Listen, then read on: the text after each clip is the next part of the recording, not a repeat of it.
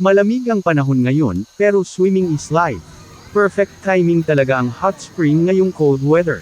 Dito sa Kalawan, Laguna, ay may hot spring na swak sa ganitong weather. Ito ay ang RJ Farm and Campsite Hot Spring Resort, na matatagpuan sa S. Auburn, Barangay Perez, Kalawan, Laguna. Hindi siya fancy resort, pero relaxing kapag nakababad ka sa mainit na tubig ng hot spring. 50 pesos ang entrance fee kapag day tour at 70 pesos naman kapag overnight. Available din dito ang open cottage, at may parking and mini store din sa loob ng resort. Pwede din dito mag-overnight at magtayo ng mga tent, magbaon kayo ng sariling food at tubig, dahil malayo ang tindahan sa labas.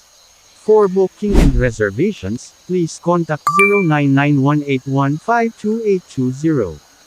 Kung ang hanap mo naman ay simple, pero sulit na pag-relax ay Silva Hot Spring na yan. Isang budget-friendly na hot spring, na perfect pang-relax at reset. Ang Silva Hot Spring Resort, ay matatagpuan nga din sa Barangay Perez, Kalawan, Laguna. Ang entrance fee nga dito ay 100 pesos for day tour, mula alas 8 ng umaga hanggang alas 5 ng hapon.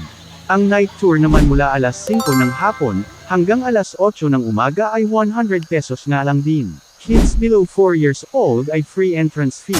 Seniors and PWD ay 80 pesos ang entrance. May trek ang papuntang resort, from parking, aabot halos 15 to 20 minutes, depende sa bilis ng paglalakad. Kung may kasamang seniors, PWD or mga bata, ay may available nga sila ditong service na multi-cab, bayad lang kayo ng 200 pesos para sa paghatid sa resort. Meron din sila ditong mga cottages, start from 500 pesos to 700 peso.